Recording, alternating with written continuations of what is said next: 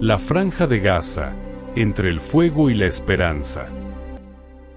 Cuando se habla del conflicto entre Israel y Palestina, casi siempre los titulares apuntan a un mismo lugar. Gaza es allí donde las imágenes de guerra, destrucción y sufrimiento aparecen una y otra vez en los noticieros. Sin embargo, Gaza no es el único lugar en disputa. Toda Palestina vive el conflicto, pero Gaza se ha convertido en el centro más visible y el más intenso de esta lucha. Y entender por qué sucede, nos ayuda a comprender mejor toda la realidad que rodea a esta tierra. Los palestinos están divididos internamente, ya que no existe un gobierno único que represente a todo el pueblo palestino.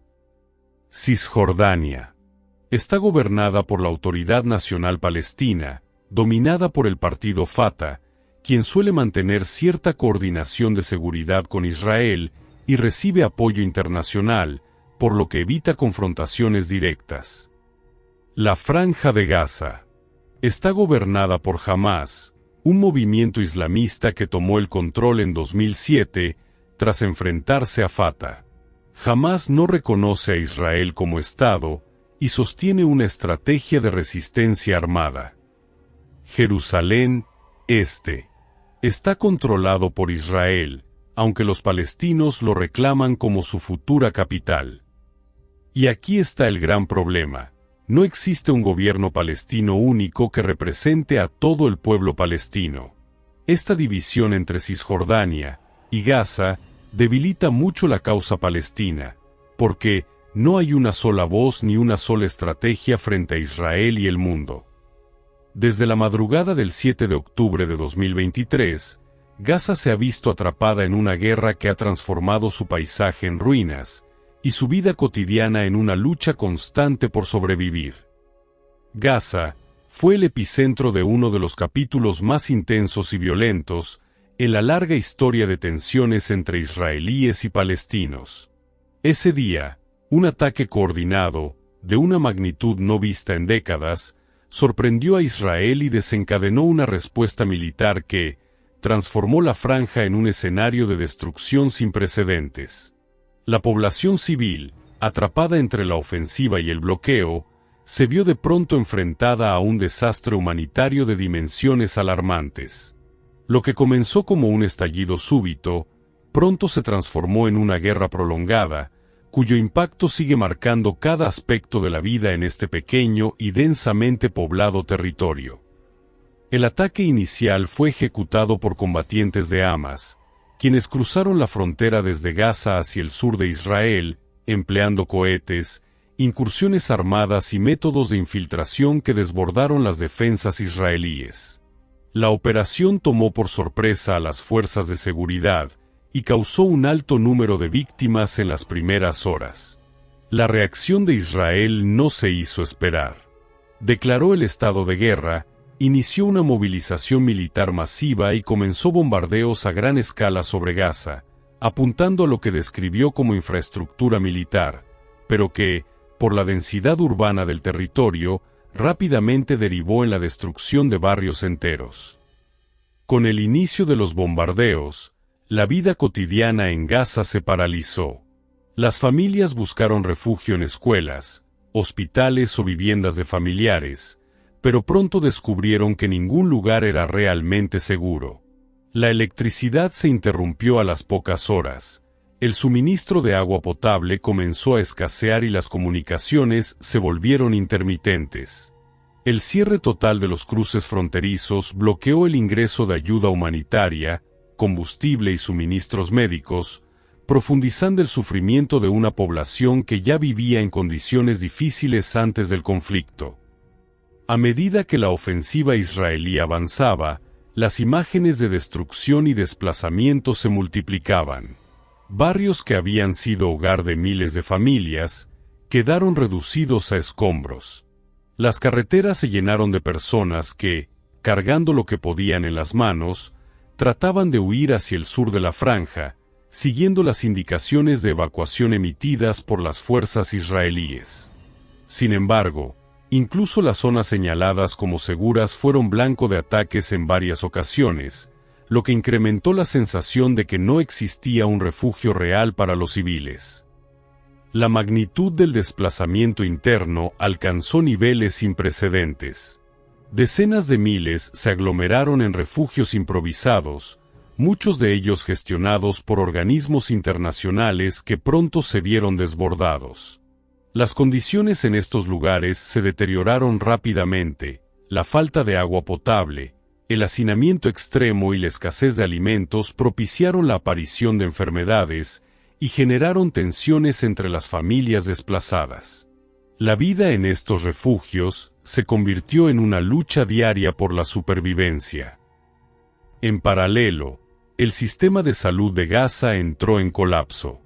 Los hospitales, ya debilitados por años de bloqueo y limitaciones en el acceso a medicamentos, no pudieron hacer frente al número masivo de heridos.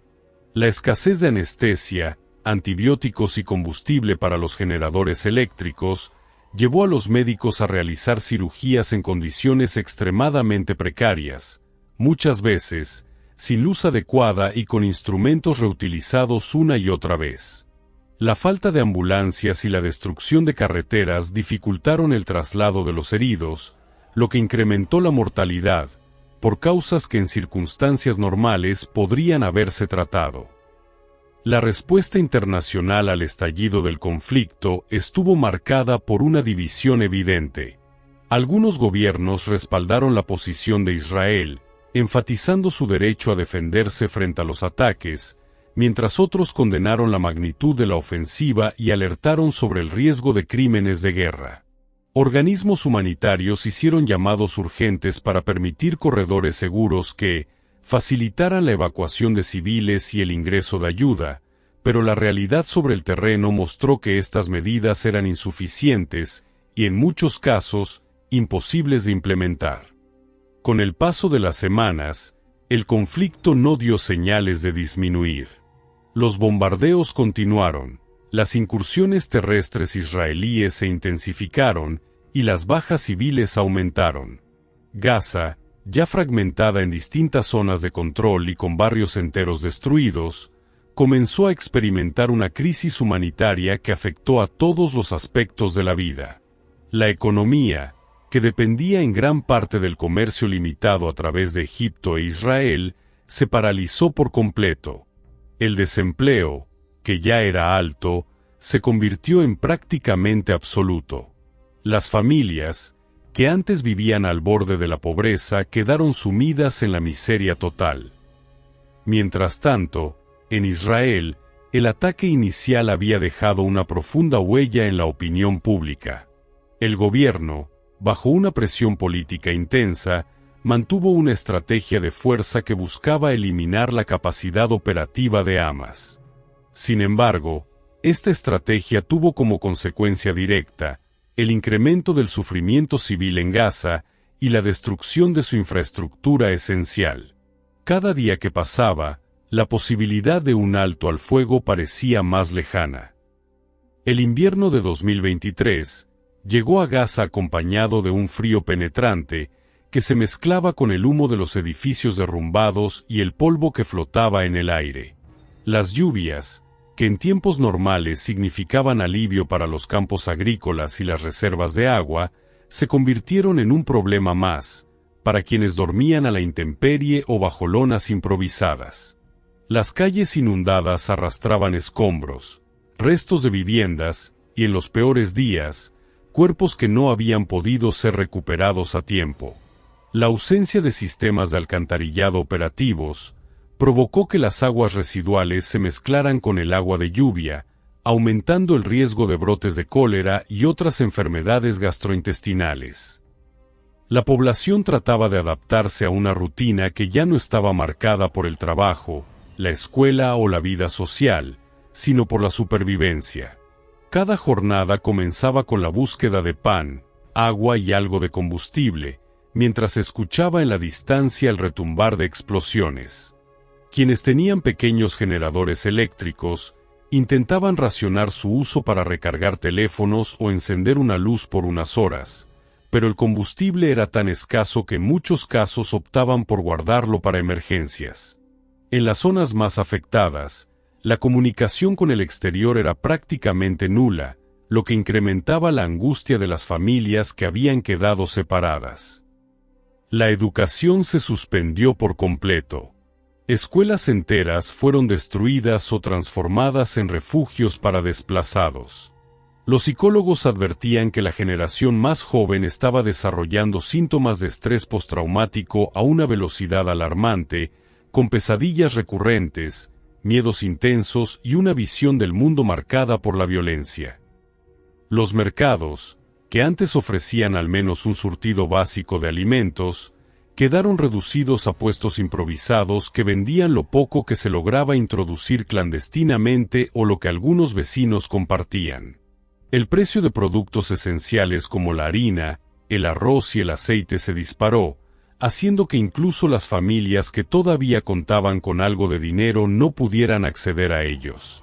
El trueque regresó como método de intercambio, y objetos tan simples como una vela o una manta se convirtieron en bienes valiosos. En medio de la destrucción, las historias de solidaridad entre vecinos y desconocidos se multiplicaban.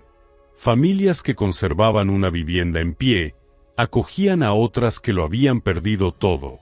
Hombres y mujeres se organizaban para distribuir pan horneado en hornos de leña improvisados, y grupos de jóvenes recorrían las calles para buscar heridos atrapados entre los escombros. A nivel diplomático, las negociaciones para un alto al fuego continuaban estancadas. Egipto, Qatar y Naciones Unidas trataban de mediar, proponiendo pausas humanitarias temporales que en algunos casos se concretaban por unas horas o días, pero que eran rápidamente interrumpidas por nuevas escaladas de violencia. Cada intento fallido aumentaba la desconfianza entre las partes y disminuía las esperanzas de un cese duradero de las hostilidades. A principios de 2024, la destrucción acumulada en Gaza era tan extensa que organismos internacionales comenzaron a advertir que la reconstrucción, incluso si la guerra terminaba de inmediato, podría tomar décadas. La infraestructura eléctrica estaba prácticamente inutilizada, las plantas desalinizadoras de agua habían sido dañadas o destruidas y el puerto pesquero, vital para muchas familias, estaba inoperativo. El sistema agrícola también había colapsado debido a la imposibilidad de acceder a campos cercanos a las zonas fronterizas, lo que hacía que la dependencia de la ayuda externa fuera total. En Israel, las operaciones militares se mantenían bajo un discurso de seguridad nacional y eliminación de amenazas. Sin embargo, las críticas internas empezaban a crecer. Familiares de rehenes capturados el 7 de octubre presionaban para alcanzar acuerdos que permitieran su liberación, incluso si eso significaba una pausa en los ataques. Las manifestaciones en ciudades israelíes reflejaban la creciente tensión entre quienes exigían continuar la ofensiva y quienes reclamaban una salida negociada que redujera el costo humano. En Gaza, la llegada de cada convoy humanitario era un evento de esperanza, pero también de tensión. Las largas filas para recibir paquetes de alimentos, bidones de agua o mantas a menudo terminaban en discusiones o incluso enfrentamientos, producto de la desesperación y la escasez. Los trabajadores humanitarios operaban bajo riesgo constante, moviéndose entre zonas inestables y con recursos limitados. Algunos perdieron la vida durante ataques, lo que redujo aún más la capacidad de asistencia. Con el paso de los meses, la guerra dejó de ser una noticia de impacto diario en gran parte del mundo, pero para los habitantes de Gaza el sufrimiento no disminuyó. La rutina de los bombardeos nocturnos, el hambre, el frío y el miedo se normalizó en una población que, pese a todo, seguía aferrándose a cualquier signo de vida antes de la tragedia. A mediados de 2024, el conflicto en Gaza había alcanzado un punto en el que las cifras oficiales ya no lograban transmitir la magnitud real de la tragedia. Los números se repetían en informes y titulares, decenas de miles de muertos, la mayoría civiles, un porcentaje alarmante entre ellos niños. Sin embargo, para quienes vivían dentro del territorio, La guerra no se medía en estadísticas, sino en la ausencia de rostros familiares, en las calles donde ya no se escuchaban voces conocidas, y en las casas vacías que antes eran el centro de reuniones familiares. El sonido constante de drones sobrevolando la franja, sumado a los bombardeos intermitentes, generaba un estado de tensión psicológica permanente. Las noches se habían convertido en un momento de especial angustia, pues los ataques solían intensificarse bajo la cobertura de la oscuridad. Las familias se reunían en una misma habitación para estar juntas en caso de impacto. Las heridas del conflicto no eran únicamente físicas. La salud mental se deterioraba de forma acelerada, especialmente entre los más jóvenes. Las organizaciones que trabajaban en apoyo psicológico hacían lo posible por atender casos urgentes, pero la demanda superaba por mucho la capacidad de asistencia. Incluso los adultos, habituados a crisis anteriores, reconocían que esta vez el nivel de destrucción y la intensidad del conflicto habían superado cualquier episodio anterior en la memoria reciente. El acceso a la atención médica seguía siendo una de las mayores emergencias. Hospitales improvisados en escuelas, mezquitas o incluso garajes se llenaban con heridos que llegaban sin transporte adecuado, trasladados en carretillas, bicicletas o a pie. Muchos doctores operaban con linternas, sin anestesia suficiente, reutilizando material quirúrgico que debería ser desechado después de un solo uso. Las farmacias estaban vacías y los tratamientos para enfermedades crónicas como la diabetes o el cáncer se interrumpían, lo que significaba una sentencia de muerte lenta para quienes dependían de ellos. Las incubadoras para bebés prematuros funcionaban de forma intermitente debido a los cortes de energía, y en ocasiones los recién nacidos debían ser mantenidos calientes con mantas y el calor corporal de sus madres. A pesar de todo, la vida se abría paso en formas inesperadas. Algunos agricultores intentaban cultivar pequeñas parcelas entre las ruinas, utilizando semillas guardadas de cosechas anteriores y agua recolectada de la lluvia. Otros instalaban hornos de barro para producir pan comunitario, una tarea que se transformaba en un acto de resistencia silenciosa.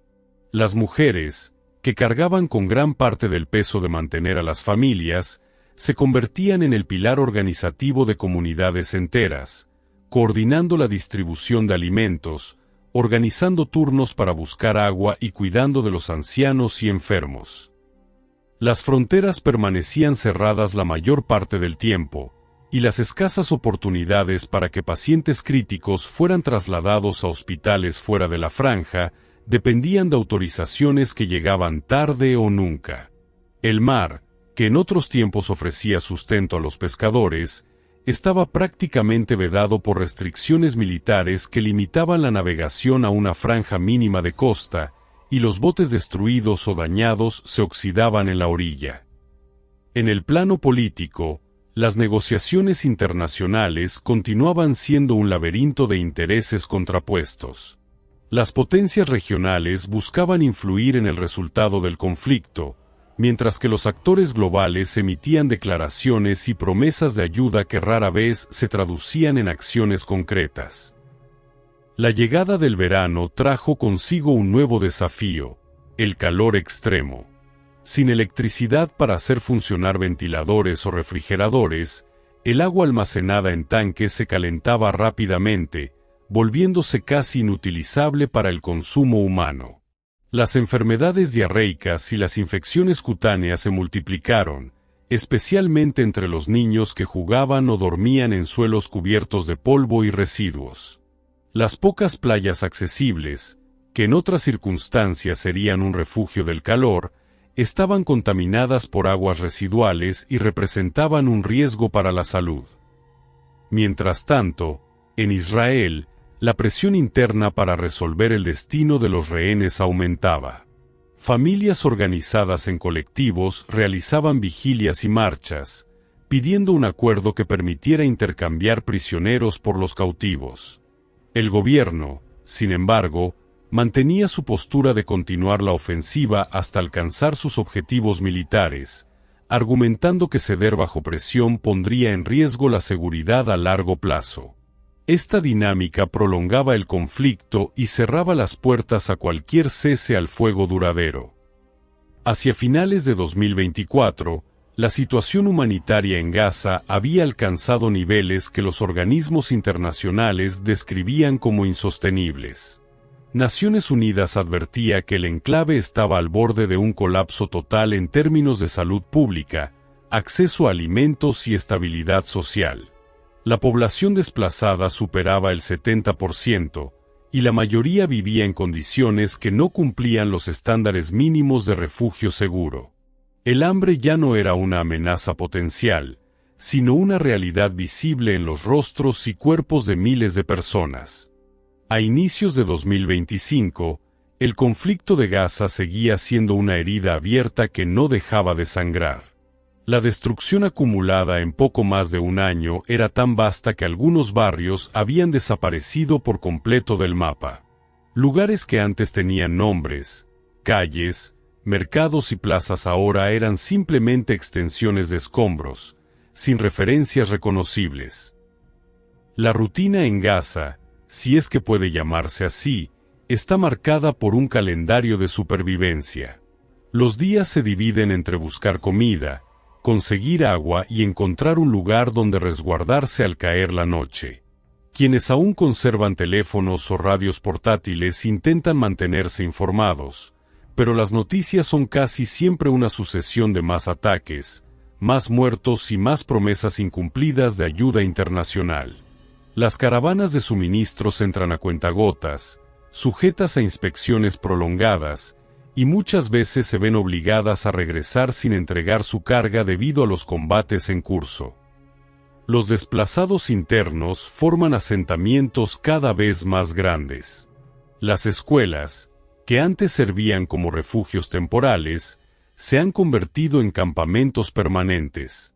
La educación está prácticamente paralizada. Los maestros hacen lo que pueden para dar clases improvisadas, enseñando a leer y escribir con pedazos de tiza sobre restos de madera o piedra. Las mujeres organizan redes para cocinar en comunidad, compartir medicinas y cuidar a los niños huérfanos o separados de sus familias. Los hombres, en su mayoría, están heridos, desempleados o dedicados a buscar trabajo temporal para poder llevar algo de ingresos a casa. La economía formal ha colapsado por completo, reemplazada por un sistema de trueque donde un litro de aceite puede intercambiarse por un saco pequeño de harina y una batería portátil por algunas botellas de agua. En medio de la devastación, los hospitales siguen luchando contra lo imposible. Sin electricidad estable, dependen de generadores que consumen combustible escaso y costoso. Muchas veces, las cirugías se interrumpen porque el combustible se agota en mitad del procedimiento. Las morgues están saturadas, y en ocasiones las familias tienen que enterrar a sus muertos en fosas comunes improvisadas, sin poder realizar los rituales tradicionales. Los médicos describen su trabajo como una carrera contra el tiempo, donde cada minuto puede significar la diferencia entre la vida y la muerte, pero donde las herramientas para salvar a los pacientes son cada vez más escasas. En Israel, la situación política sigue marcada por divisiones internas. Mientras una parte de la población apoya la continuidad de la ofensiva hasta desmantelar completamente la capacidad militar de Gaza, otra exige poner fin a la guerra y negociar la liberación de los rehenes. Las protestas se intensifican en ciudades como Tel Aviv y Jerusalén, donde miles marchan con carteles y fotografías de sus seres queridos capturados. El gobierno, enfrentando presiones tanto internas como externas, mantiene un equilibrio frágil entre la política de fuerza y la necesidad de responder a las crecientes demandas sociales. En el ámbito internacional, las resoluciones de organismos como Naciones Unidas se acumulan sin que su implementación se materialice en cambios reales sobre el terreno. Las misiones humanitarias siguen denunciando el bloqueo y la falta de acceso, mientras que algunas naciones proponen conferencias de paz que rara vez pasan de ser eventos simbólicos. El sentimiento general entre los habitantes de Gaza es que sus vidas están siendo usadas como moneda en un tablero geopolítico, donde ellos no tienen voz ni voto. El invierno trae consigo nuevos retos. Las lluvias torrenciales inundan los campamentos improvisados, convierten el suelo en un lodazal y aumentan el riesgo de enfermedades transmitidas por el agua. El frío es otro enemigo silencioso. Sin ropa adecuada ni calefacción, muchas familias dependen de fogatas hechas con madera de escombros, inhalando humo tóxico en el proceso. En las noches más frías, los niños se acurrucan bajo mantas mojadas, temblando, mientras sus padres intentan sin éxito encontrar una solución temporal que les permita pasar la noche sin enfermar. Para quienes han sobrevivido desde el inicio del conflicto en 2023, el camino recorrido es una mezcla de pérdida y resistencia. Han visto desaparecer sus hogares, sus calles y a muchos de sus seres queridos, pero también han descubierto reservas de fortaleza que jamás imaginaron tener. Cada día es una nueva prueba de resistencia, no solo física, sino emocional y espiritual. Sobrevivir, en este contexto, se convierte en un acto de afirmación. La vida sigue, aunque el mundo a su alrededor se desmorone.